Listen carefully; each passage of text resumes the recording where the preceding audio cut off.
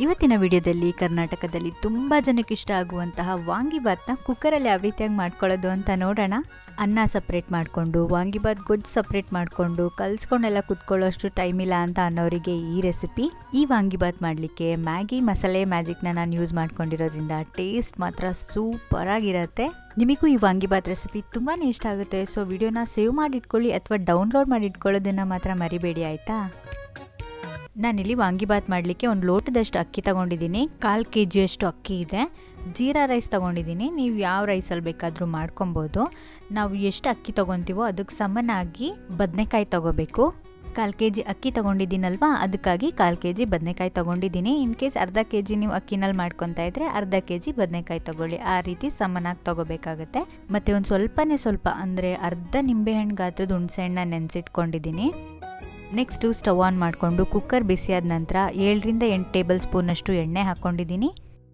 ಎಣ್ಣೆ ಬಿಸಿ ಆದಮೇಲೆ 2 medium size ಈರುಳ್ಳಿನ ಉದ್ದುದ್ದಕ್ಕೆ ಕಟ್ ಮಾಡಿ ಹಾಕ್ಕೊಂಡಿದ್ದೀನಿ. ಈರುಳ್ಳಿದ್ದು ಹಸಿ ವಾಸನೆ ಎಲ್ಲ ಹೋಗೋವರೆಗೂ ಚೆನ್ನಾಗಿ ಫ್ರೈ ಮಾಡ್ಕೊಬೇಕು. 2 ಕಡ್ಡಿಯಷ್ಟು ಕರಿಬೇವಿನ ಸೊಪ್ಪು ಹಾಕ್ಕೊಂಡಿದ್ದೀನಿ.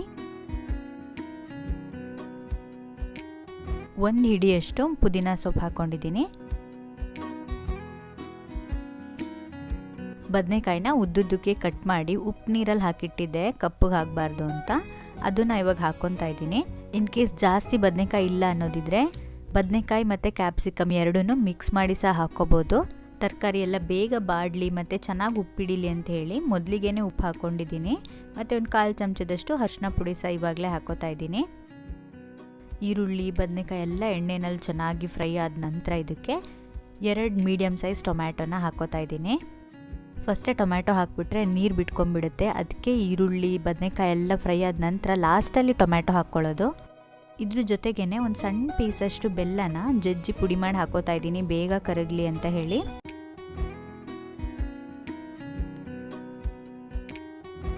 ಮೊದಲೇ ನೆನೆಸಿಟ್ಟಿದ್ದ ಹುಣಸೆ ರಸ ಹಾಕ್ಕೊಂಡಿದ್ದೀನಿ. ಜಾಸ್ತಿ ಹಾಕೋಬಾರ್ದು, ಟೊಮ್ಯಾಟೊ ಸಹ ಹಾಕಿದ್ವಿ ಹುಳಿ ಆಗಿಬಿಡುತ್ತೆ. ಒಂದು 3ರಿಂದ 4 ಇಂಚಷ್ಟು ಹುಣಸೆಹಣ್ಣ ಮಾತ್ರ ನೆನೆಸಿ ಹಾಕ್ಕೊಂಡಿರೋದು. ಇವಾಗ ಹುಳಿ ಚೆನ್ನಾಗಿ ಒಂದು 2-3 ನಿಮಿಷ ಬೇಯಲಿಕ್ಕೆ ಬಿಟ್ಬಿಡ್ತೀನಿ. ಹುಳಿ ಸ್ವಲ್ಪ ಕುದ್ದ ನಂತರ ತೇವಾಂಶ ಎಲ್ಲ ನಿಧಾನ ಕಡಿಮೆ ಆಗ್ತಾ ಬರುತ್ತೆ. ಈ ಟೈಮಲ್ಲಿ 2 ಸಣ್ಣ ಚಮಚದಷ್ಟು ಅಚ್ಚಕಾರದ ಪುಡಿ ಹಾಕ್ಕೊಂಡು ಚೆನ್ನಾಗಿ ಮಿಕ್ಸ್ ಮಾಡಿಕೊಂಡು ಇವಾಗ ಈ ವಾಂಗಿಬಾತ್ ಟೇಸ್ಟ್ನ ಇನ್ನೂ ಹೆಚ್ಚು ಮಾಡಲಿಕ್ಕೆ ಜಸ್ಟ್ 1 ಸ್ಯಾಶೆ ಮ್ಯಾಗಿ ಮಸಾಲೆಯ ಮ್ಯಾಜಿಕ್ ಹಾಕೋತಾ ಇದ್ದೀನಿ. ಯಾಕಂದರೆ ಇದರಲ್ಲಿ ಲವಂಗ, ಏಲಕ್ಕಿ ಮತ್ತು ಜಾಯಿಕಾಯಿ ಈ ರೀತಿಯಾದಂತಹ 10 ಕೇರ್ಫುಲಿ ಸೆಲೆಕ್ಟ್ ಮಾಡಿರುವಂತಹ ಗರಂ ಮಸಾಲೆಗಳನ್ನು ಚೆನ್ನಾಗಿ ರೋಸ್ಟ್ ಮಾಡಿ ಬ್ಲೆಂಡ್ ಮಾಡಿರೋದ್ರಿಂದ ಸೂಪರ್ ಆಗಿರುವ ಮ್ಯಾಗಿ ಮ್ಯಾಜಿಕ್ದು ಅರೋಮಾ ಆಗ್ಬೋದು, ಫ್ಲೇವರ್ ಆಗ್ಬೋದು ಪ್ರತಿ ಬೈಟ್ನಲ್ಲೂ ಸಹ ಸಿಗುತ್ತೆ. ಅದಕ್ಕಾಗಿ ನಾನು ಪ್ರತಿನಿತ್ಯ ಮಾಡುವಂತಹ ಎಲ್ಲ ಅಡುಗೆಗಳಲ್ಲೂ ಅಂದರೆ ಆಲೂಗೆಡ್ಡೆ ಪಲ್ಯ ಆಗ್ಬೋದು, ಬೆಂಡೆಕಾಯಿ ಪಲ್ಯ ಆಗ್ಬೋದು, ಗೋಬಿ ಎಲ್ಲದರಲ್ಲೂ 1 ಪ್ಯಾಕೆಟ್ ಮ್ಯಾಗಿ ಮಸಾಲೆಯ ಮ್ಯಾಜಿಕ್ ಹಾಕಿಬಿಟ್ರೆ ಟೇಸ್ಟ್ ಮಾತ್ರ ಸೂಪರಾಗಿರುತ್ತೆ. ನಾನಿಲ್ಲಿ ನೀರು ಹಾಕಲಿಕ್ಕೆ ಇನ್ನೇನು ಒಂದು 2 ನಿಮಿಷ ಇದೆ ಅನ್ನುವಾಗ 1 ಪ್ಯಾಕೆಟ್ನಷ್ಟು ಮ್ಯಾಗಿ ಮಸಾಲೆಯ ಮ್ಯಾಜಿಕ್ನ ಹಾಕ್ಕೊಂಡು ಚೆನ್ನಾಗಿ ಮಿಕ್ಸ್ ಮಾಡ್ಕೊತಾ ಇದ್ದೀನಿ.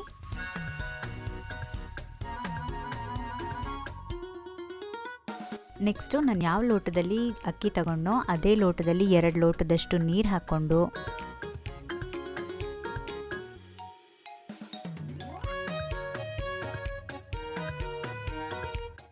ನೀರು ಕುದಿಯೋಕ್ಕೆ ಸ್ಟಾರ್ಟ್ ಆದಮೇಲೆ 1 ಲೋಟ ಅಕ್ಕಿ ಎತ್ತಿಟ್ಕೊಂಡಿದ್ನಲ್ವ ಅದನ್ನ ಚೆನ್ನಾಗಿ ತೊಳೆದ್ಬಿಟ್ಟು ಹಾಕ್ಕೊಂಡಿದ್ದೀನಿ. ಅಕ್ಕಿನ ನಾನು ನೆನೆಸಿಲ್ಲ, ಹಾಗೆ ಡೈರೆಕ್ಟಾಗಿ ಹಾಕ್ಕೊಂಡಿದ್ದೀನಿ. ಇವಾಗ ನೀರು ಕುದಿಯೋಕ್ಕೆ ಸ್ಟಾರ್ಟ್ ಆಗಿದೆ. ಕುಕ್ಕರ್ ಲಿಡ್ ಕ್ಲೋಸ್ ಮಾಡೋಕ್ಕೂ ಮುಂಚೆ ತಳ ಹಿಡಿಬಾರ್ದು ಅಂತ ಹೇಳಿ ಒಮ್ಮೆ ತಳದಿಂದ ಮಿಕ್ಸ್ ಮಾಡಿಕೊಂಡು ನಂತರ ಕುಕ್ಕರ್ ಲಿಡ್ನ ಕ್ಲೋಸ್ ಮಾಡ್ತಾಯಿದ್ದೀನಿ. 2 ವಿಷಲ್ ತಗೊಂಡ್ರೆ ವಾಂಗಿಬಾತ್ ರೆಡಿಯಾಗಿ ಹೋಗುತ್ತೆ. 2 ವಿಷಲ್ ಬಂದು ಪ್ರೆಷರ್ ಪೂರ್ತಿ ರಿಲೀಸ್ ಆದಮೇಲೆ ಕುಕ್ಕರ್ ಲಿಡ್ನ ಓಪನ್ ಮಾಡ್ಕೊಂಡಿದ್ದೀನಿ. ವಾಂಗಿಬಾತ್ ಮಾತ್ರ ಸಖತ್ತಾಗಿ ರೆಡಿ ಆಗಿದೆ. ನೀವು ಸಹ ಮನೆಯಲ್ಲಿ ಟ್ರೈ ಮಾಡಿ ನೋಡಿ ಹೇಗೆ ಬಂತು ಅಂತ ನನಗೆ ಕಮೆಂಟ್ ಮಾಡಿ ತಿಳಿಸೋದನ್ನು ಮಾತ್ರ ಮರಿಬೇಡಿ. ಯಾಕಂದರೆ ಇದು ತುಂಬಾ ಈಸಿಯಾಗಿರುವಂಥ ರೆಸಿಪಿ. ಮ್ಯಾಗಿ ಮಸಾಲೆಯ ಮ್ಯಾಜಿಕ್ ಹಾಕಿರೋದ್ರಿಂದ ಟೇಸ್ಟ್ ಮಾತ್ರ ಸೂಪರಾಗಿರುತ್ತೆ.